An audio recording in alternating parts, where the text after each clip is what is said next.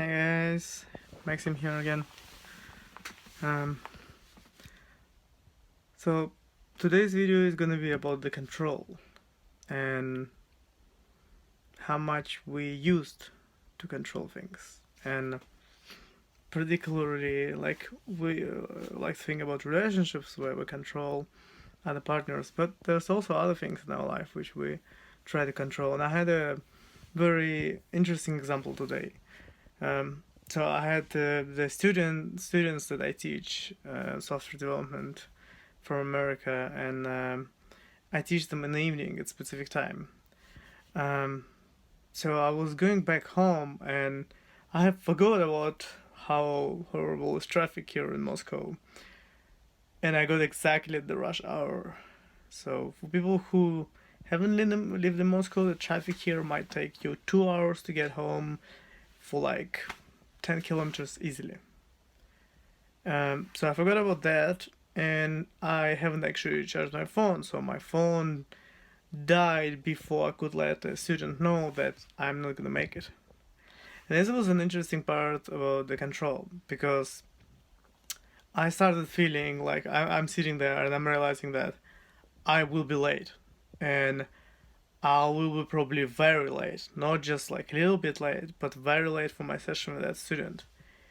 And I like start feeling into my body and how it feels, and start journaling and writing about it. And I've realized that it was about the control, about the fact that this situation is outside of my control. I cannot message the student, tell him that I'm late. I cannot do anything about the traffic. So it freaks out my primal brain, because it's like, something bad is happening. I'm not in control. What the fuck? Need to respond like a primate. And I noticed how like I was starting to get anxious, and my jaw started hurting, and I'm sitting there, I'm like, okay, why is this happening? Why am I so anxious about it? And actually, what can I do to not make this a torture full hours for myself? Because that's what I can easily do, right? I can just sit there, be anxious, and look at the time every minute and be like, oh damn it, I'm late. Oh damn it, I'm super late. And you probably saw people like this. You saw them on a train, you saw them running through the streets because they're late somewhere and they're super anxious about it, and they just try to do something about it. They activate the primal brain and they go for it. And that's not, there's nothing really I can do. Like, there's no real solution. So I found a way for myself to make it less painful experience, and I start to connect with the vision of how I'm gonna make it on time, and the vision of reality where the traffic jam is not as bad as you think, and the vision of reality where you might be a bit late, but maybe your students decide to cancel too. And the vision of reality where there's no control there, but you don't need to control, because this is just what's happening. Like, you don't control it and it's fine, and you just enjoy the ride and read the book or do whatever. And I wanted to read the book, but then I realized that I actually enjoyed the connection with the vision, so you just sit there and like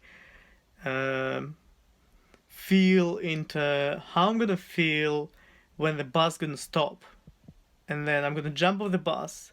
I'm gonna look at the time, and it's gonna be 5 minutes before the time that I should have been there. And I was just sitting there and feeling into it for the whole ride. And that was an amazing experience, because comparing to what I could have experienced, compared to being, oh shit, I'm super late. Oh no, oh shit, it's super late. Now, I was, at the end I was late. I was 5 minutes late. So I wasn't 5 minutes before, I was 5 minutes late. But the student decided to cancel, which is, hey, it's partially worked. I can say.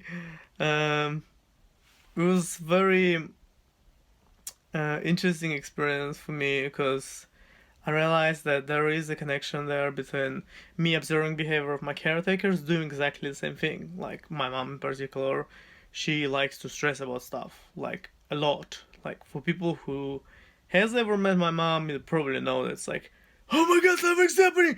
Oh my god, shit! Something like that. So I definitely took a lot of this into myself as the kid who observed this behavior from the caretakers, and I'm realizing now it's time to take a responsibility and being like, hey, okay, they behave like this. This is not my choice, and I can do something else. So today I made the choice to let the fuck go of it, and don't worry about it because there's nothing I can do. There's no control. It's not under my control, and I don't need to stress about it. So it's exactly the same with your relationship, with your partnership. The other person is not under your control. You can't control the feelings, you can't control the actions. They are the one who making the last choice. And they are the one who feeling the feelings. You can't tell them how to feel. You just can't. It's just not gonna work. And if you try, they're gonna feel trapped. So I wouldn't recommend trying. I've tried. It does not end good. It ends badly. But we learn. We learn from our mistakes, from our failures. Unfortunately, sometimes you need to fail to understand where you made a mistake. So yeah, let the fuck go of whatever you're holding as something you really want or you really need, and obsessing about it. And if it's not in your control, you can't do anything about it. And being stressed about it does not help you at all. It's toxic, and don't go there. Because then you'll be a happy person, and you know what? The thing that you actually wanted so much, it will just land on you without you wanting it so badly. So, okay, till next time, Maxim out.